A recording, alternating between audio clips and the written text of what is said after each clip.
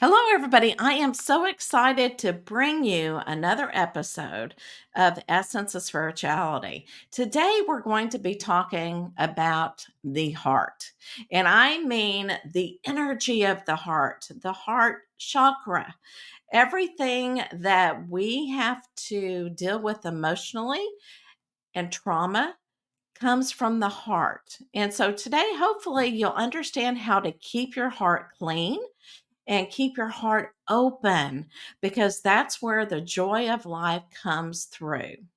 Now, I'm going to show you the art piece that I did this week that pretty much gave us the theme of the episode. And so, what I do is I just start painting and whatever comes to mind, what it looks like. And then there's always a message that comes with it. So, I'm going to share with you right now. So, what I did this week, it was a heart.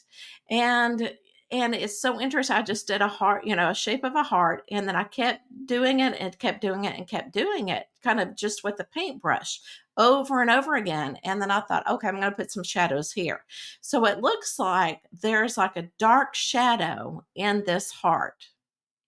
And then surrounding the heart, there's yellow dots, which is the light that's radiating from the heart. And then there are leaves. So if we nurture our heart, just like anything else, like a plant, it becomes very pure, very clean. So, by looking at this art piece, it does look like we need to clean our heart. There might be a little bit of a shadow there. But being human, we've got a lot of emotions that we have to deal with, a lot of trauma that we have to deal with. I want to read you the message that came with this painting. How do you nurture and clean your heart's energy? Are you able to feel joy, love, hope, and oneness with your heart? Or do you feel regret, guilt, and loneliness? Learn how to take care of your heart's energy. This is your soul. Your soul is pure energy. It's the earthly problems you put in your heart that makes it unpure. Know when you need to clean your heart's energy. You owe it to your soul, which then becomes pure love. So go in grace, spirit. And so I love, love, love this message because this is something that I've been really having to work on to try to get all the icky energy out, all my stress out. And it is very, very difficult to do. It is not an easy task. So, what I have developed is I have developed a story that Jesus, if he was here today, may tell us on how to keep our heart clean and clear. So I hope you enjoy.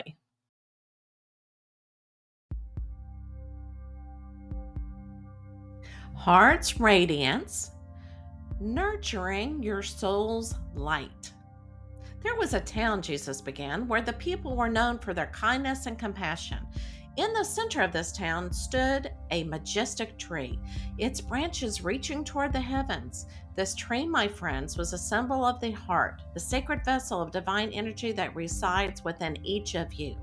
Jesus continued, the townspeople, aware of the importance of keeping their hearts pure, would gather every month under the shade of the great tree. They would share their stories, express their joys and sorrows, and support one another in their life's journey. Samuel carried a heavy burden in his heart. He harbored feelings of resentment, regret, and guilt from past actions that weighed him down like a shadow. Samuel approached the gathering with a heavy heart.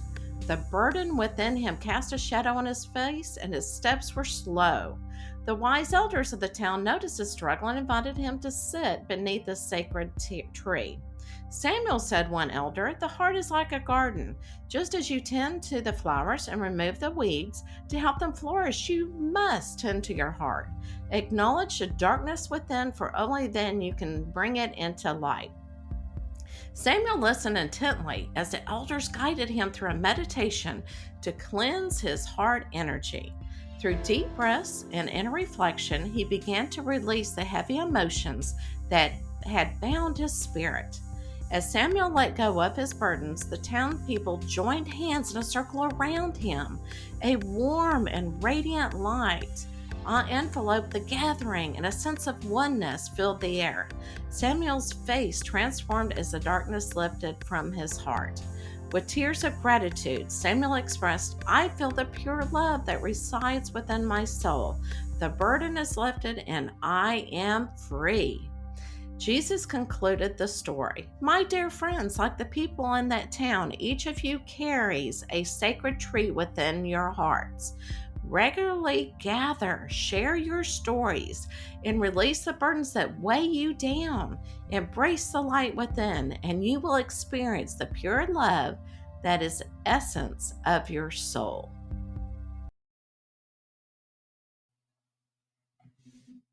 Okay, so I hope that you enjoyed listening to the story of what Jesus said about how we can actually keep our heart clear and clean and pure so that we feel the love. So, I'm going to take you through 10 different ways that you can do this. That we can, if you make it into a habit, then you can keep your heart very clean and feel the love and the joy that you need to. So, the first thing that really want to talk about is meditation and mindfulness. So, meditation and mindfulness is very important because when you sit down, you can clear your mind, you do the breathing exercises, you can actually feel into your energy and know what you need to really clear out if you've got some bad energy that is still within your soul. So if you make it into a habit, it will actually really help you keep your heart clear. All right, so let's go ahead and talk about number two, forgiveness practices. Oh my goodness. Now, this one is a very difficult practice. I think this one is probably the hardest one among it. But if you have somebody that has really made your life difficult or did something to you, many times it's very, very difficult to forgive them. But to keep your heart's energy very clean and pure, that's one thing that we need to do is to remember how to forgive and know how to forgive. And once you forgive other people, you also need to forgive yourself. It's kind of a two-way street. And but to keep that heart pure, now you don't have to forget the episode. You don't have to forget whatever they did to you, okay? But just kind of work through that forgiveness. If you get triggered and you feel that anger again, just feel into it and let it go. So the third thing that you can do is gratitude journaling. So I've heard that if you write down 10 things each day of what you are grateful for, it's almost like your whole energy changes. It changes into positive energy.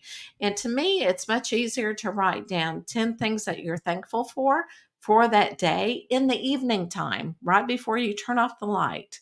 You reflect on the day and you look at all the positive things that have happened to you and you write this down in your gratitude journal. And what's really fun is you can go back and look at it like a month or a year later, or when you're having difficulties. It's really nice to bring out that gratitude journal. Nature connection, the fourth one. Nature connection is so important. Again, you're feeling that energy. You are feeling one with nature. And just sitting on a park bench, I can't tell you. I mean, I love to watch the people walking by. If you love people watching, this is the thing to do. And just people watch and just kind of feeling the connection with them. Okay, and not, without judgment and just being having gratitude for whoever's there, but being in nature, just watching the birds, listening to the birds, closing your eyes. And again, I like to be with people and nature at the same time. I don't know why, like at a park, but again, we're oneness, and that energy is so awesome. We're all trying to relax. We don't have, well, most people don't have cell phones. Let's just put it that way. But if you look around, I'm sure there are a lot of people on their phones at the park. But what you need to do is take Don't even take your phone. Don't even just put it away and just fill into the energy. Okay, so the fifth thing is creative expression.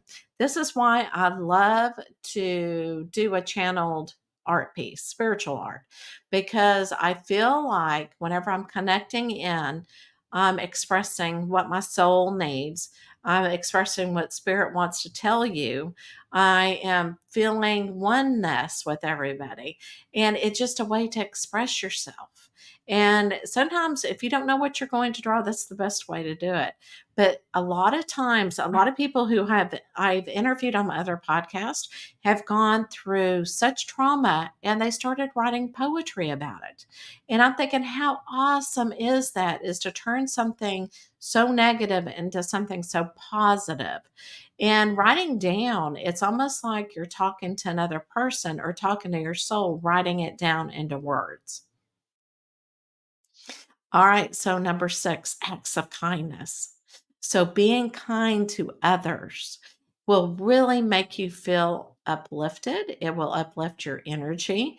And just to see the cause and effect of your kindness, and just to, and you know what? It's like a ripple. So once you're kind to somebody, they'll become kind to somebody else because they'll remember how they felt when you were kind to them. All right, number seven, energy healing practices. One of my favorites, especially going to a holistic fair and getting, all released and everything. But if you go to a Reiki session or have someone clear out your energy for you, or do, lining up your chakra, okay, your chakras really help you. Just that frequency in your body that really cleanse you and you feel just so uplifted. And the thing about it is, it's one of those things, kind of like going to the chiropractor. You need to go more than once a month just to clear that energy, but it really cleans out that heart chakra and it cleans out that heart energy. So number eight, healthy lifestyle style choices. All right, guys, who doesn't eat right? Who doesn't sleep as much as they should? These are the things that you really need to look at so that your body feels good, so it's connected to your heart. So make sure you get sleep. Sleep is the number one thing that a lot of people are having a difficult time doing. Eating healthy, getting in those greens, even if you eat too much fried food, so forth. Make sure that you have those healthy lifestyle choices and exercise. This is one I'm trying to work into my life. And for some reason, I'm not finding the time. And I think what it is, it's not a priority. So make it your priority. And I need to tell myself as well. So number nine, connecting with others is so important because we have so many people who are lonely. And again, it almost goes with acts of kindness, just being with somebody. Sometimes you just sit in the same place as somebody, but if you don't say anything, you're still connecting with this person. You also need to connect with others who believe in the same thing that you believe in, and you feel good about yourself and your authentic self. So you've got to have a group that really makes you feel very good spiritual, that really know your soul. Mind body practices. All right, this is adding yoga. All right, yoga in there and chai, keeping sure that your mind, body, and soul are all together. And that also means, educating yourself in this area. How can I keep my chakras all in line? How can I keep my heart and my mind together, not my mind being the one that's in control because my ego keeps getting in the way, right? So you need to learn how to get that ego out of the way and do that mind body practices so that you can clear that energy and have a pure heart. Now, there's another thing I also want to add to this.